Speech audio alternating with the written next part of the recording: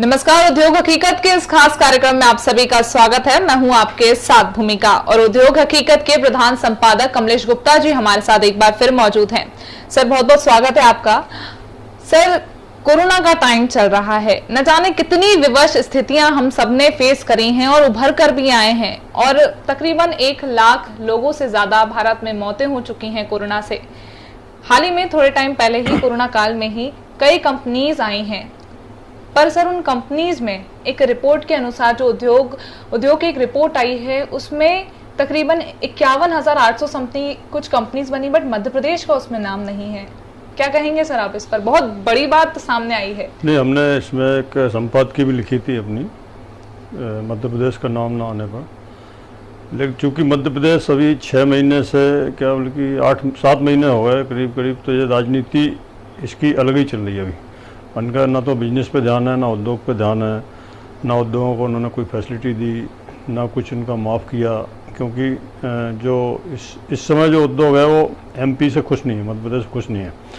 या तो ये कह लो कि इसका जो मध्य प्रदेश के जो अभी मेन बॉस हैं शिवराज सिंह कह लो, अभी तो वही हैं, तो उनका किसान है वो, और किसानों में ही उनका पूरा ध्यान रहता है। 24 घंटे उनको किसान ही दिखते हैं, सोते बैठते जागते उठते।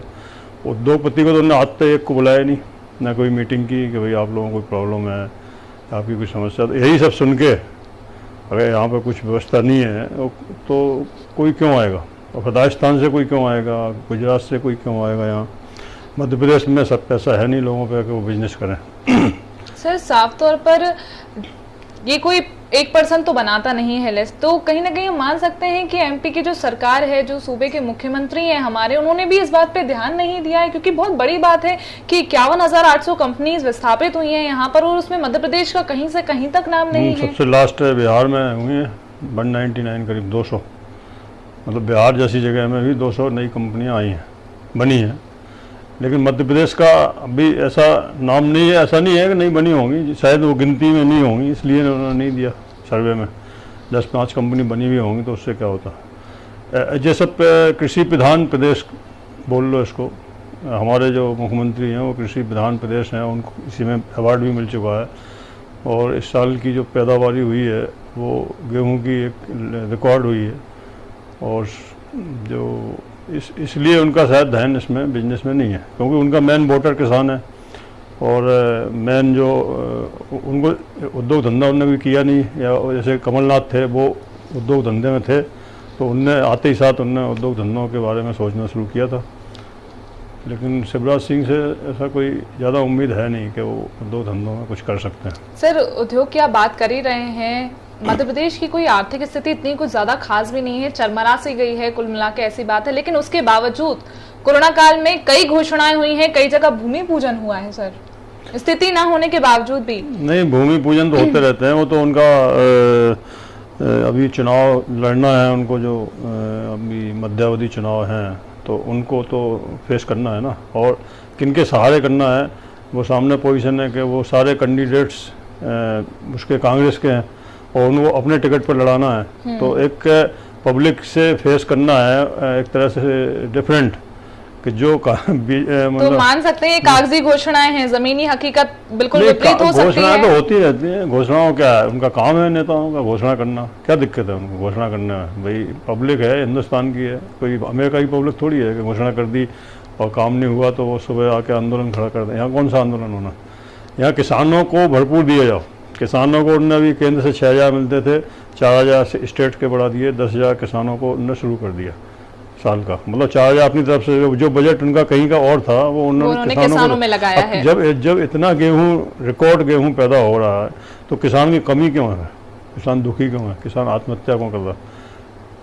अगर उनको देखा जाए तो बिजनेसमैन तो नहीं आत्महत्या कर रहे इतना जितना किसान कर रहे हैं या वो कर रहे हैं। तो जब तो उनके सिस्टम नहीं है ना। अभी जो एक पॉलिसी आई है शायद वो भी किसान मान रहा है ऐसा कि हमारे विरुद्ध है, हमें तो आइडिया नहीं होता। बिल्कुल सर, सोचने वाली बात है जब पूरा फोकस किसानों पर हो रहा है, दूसरी जगह ध्यान अगर नहीं भी दिया जा रहा है या थोड़ा बहुत भी ध्यान दिया जा रहा है, तो उसके बावजूद किसानों की लगातार बढ़ती आत्महत्याएं, किसानों का धरना प्रदर्शन करना, मांगों का डिमांड्स बढ़ाते जाना, ये खुद में एक सवालिया निशान खड़ा करता है। नहीं तो वो तो क्या होता है कि आप जब बच्चे को आपका कोई बच्चा है, उसको आप एक दिन टॉफ़ी देंगे तो दूसरे दिन वो 2 मांगेगा, फिर दिन में 3 बार मांगेगा, 4, वो आपकी कमजोरी पकड़ता जाएगा कि मेरी माँ है वो तो दे देगी। तो कहीं सर ऐसा तो नहीं तो ऐसे किसानों का इनने कमजोरी पकड़ ली है किसानों ने कि यहाँ का जो मुख्यमंत्री है वो हम अभी जाम कर देंगे, रेल जाम किसान कर समर्थी देंगे। है। हाँ, नहीं समर्थन नहीं है, वो मजबूर है कि उसको किसानों की सुनना पड़ेगी, क्योंकि वो किसान ही है।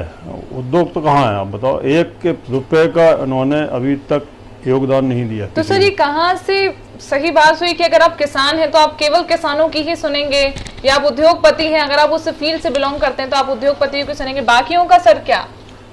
नहीं सुनता तो सरकार सुनती कहाँ है, काम तो सबको अपना करना पड़ता है, अपने आप को झेलना पड़ता है। सरकार किसी घर जाके थोड़ी दे देती पैसा के आप, वो तो गरीब जो हैं उनको क्या देती सरकार, उनका जो कमाया हुआ लेती है उसका मुश्किल से 10% देती है, कोई अपनी तरफ से क्या देती है आप बताओ।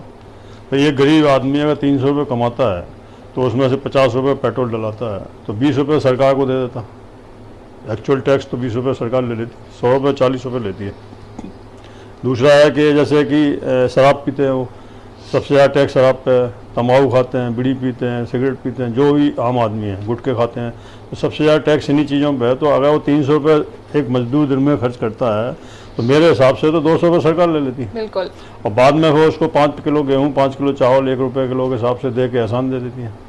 तो एक्चुअल वैसा तो है नहीं ना। अब उद्योगपति तो सब समझते हैं ना इस बात को। बिल्कुल। अगर उन्होंने 6 महीने के अंदर, जैसा कि गुजरात में है या राजस्थान में है, वहाँ की जो अलग पॉलिसियाँ हैं, वहाँ तुरंत सुनवाई होती है।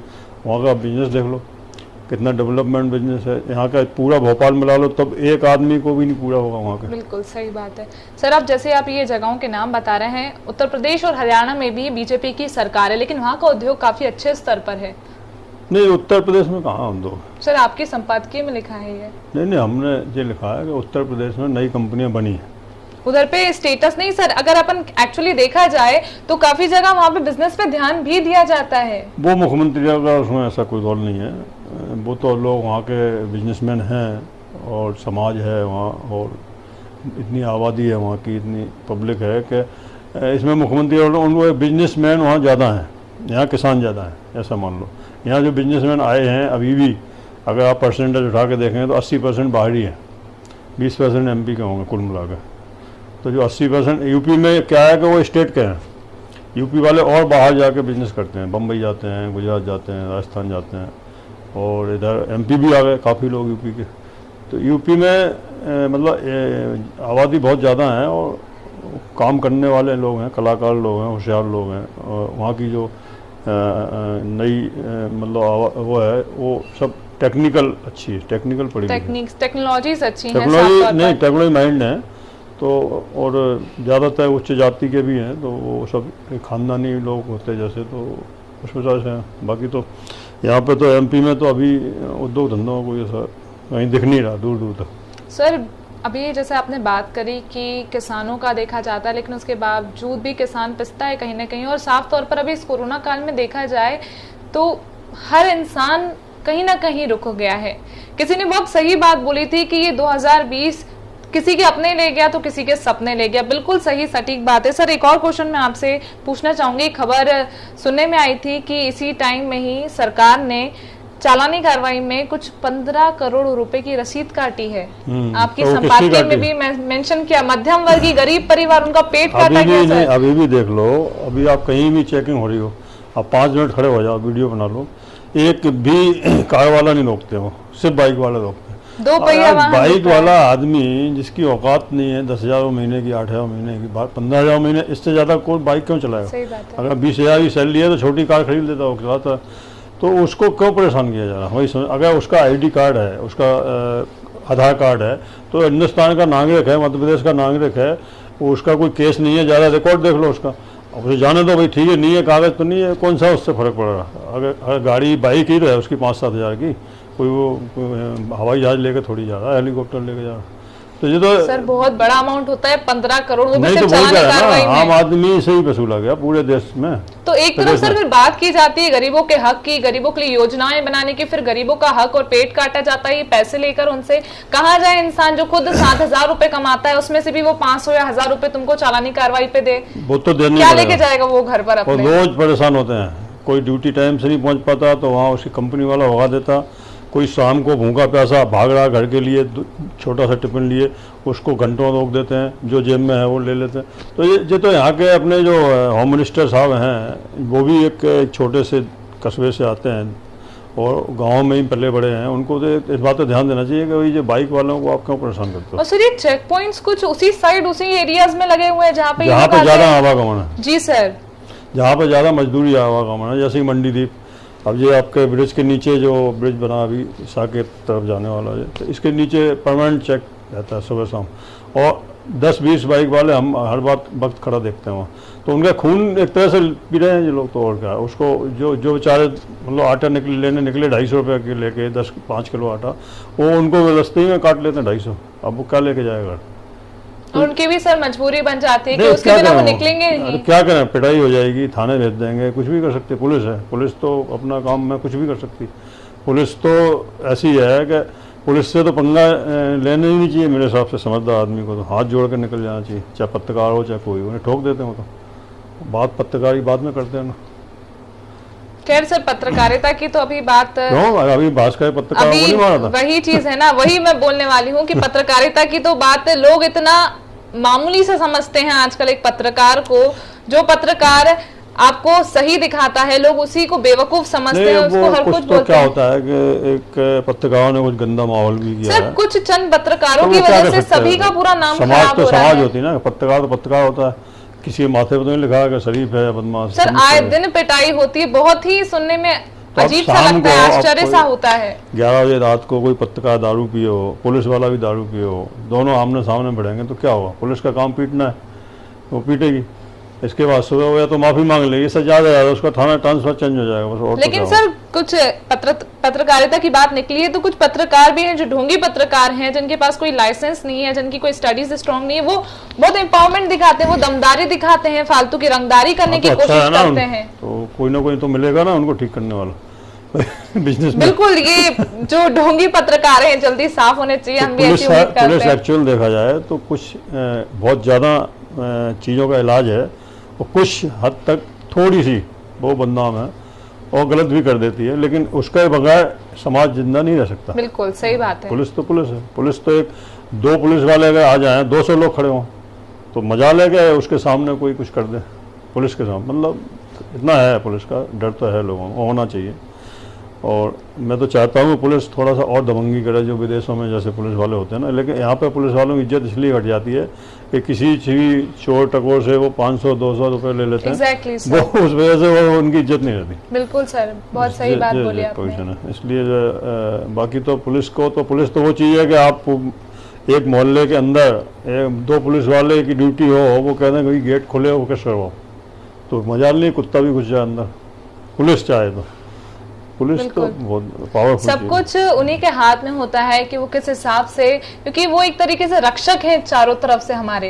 नहीं, रक्षक हैं और रक्षा करते भी हैं कुछ लोग, ऐसा नहीं है, उनके नाम से ही रक्षा है। आज आप 100 नंबर डायल करो, 2 मिनट के अंदर आदमी सीधा हो जाता है। बिल्कुल सही बात है सर। वो गाड़ी बाद में आती, पहले वो ढीला हो जाता है। बिल्कुल सही बात है।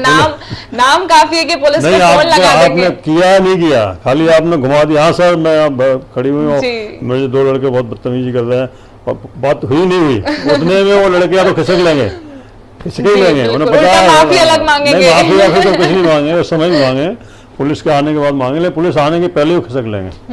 बिल्कुल सही बात है। पुलिस तो अपने आप में बहुत बड़ी चीज है, लेकिन पुलिस अपने आप को ऐसा मानती नहीं है। उसका जो काम उल्टे सीधे हो जाते हैं। पुलिस एक्चुअल आजकल हो गई राजनीतिक। अगर बीजेपी की पार्टी सत्ता है तो बीजेपी की पुलिस है, और कांग्रेस की सत्ता है तो कांग्रेस की पुलिस है। पुलिस को होना चाहिए निष्पक्ष। बिल्कुल जरूरी बात है। पुलिस को अगर अधिकारी एसपी और जो आईजी डीआईजी वगैरह होते हैं, इनको सत्ता के साथ नहीं जाना चाहिए, इनको एक्चुअल उसमें आना चाहिए। चाहे किसी का अगर रॉन्ग है तो रॉन्ग है, राइट है तो राइट है। सर कहीं ना कहीं अभी बात चली रही है इन सब टॉपिक्स पे, तो एक और चीज मैं डिस्कस करना चाहूंगी कि क्या पत्रकारिता भी थोड़ी राजनीतिक झुकाव में अंदर आ गई है? ये तो शुरू से रही है पत्रकारिता। तो क्या जो ऐसे पत्रकार होते हैं थोड़े वजनदार, उनको तो राजनीति में जाते ही हैं। अपने प्रकाश झा हैं, वो भी तो पत्रकार थे और राज्यसभा सदस्य बने, मंत्री बने, अब बात पूरी बीजेपी में है ही है। बहुत सारे पत्रकार चले जाते हैं, क्योंकि उनको वो सोचते हैं ज़्यादा खूंखार पत्रकार, तेज पत्रकार है तो ये उसको अपनी पार्टी में ले लो। तो कम से कम ये है कि जो दूसरे पत्रकारों को संभाल लेगा, बिल्कुल जो अपने एंटी हैं उनको संभाल लेगा। तो पत्रकार और राजनीति और नेता, पत्रकार, नेता, पुलिस, दोनों पी वाले वो तो ये तीनों मिलके ही देश चलता है। मतलब ये तीन जो होगा, एक आध मान लो जैसे IAS, तो यही सब देश को चलाते हैं। और तो क्या, पत्रकार वो होता है जो चीज़ क्या छिपानी है, क्या निकालनी है। तो आजकल वो पत्रकार ज़्यादा हो गए, क्या छिपानी है, क्या निकालनी है, हमें क्या दोगे।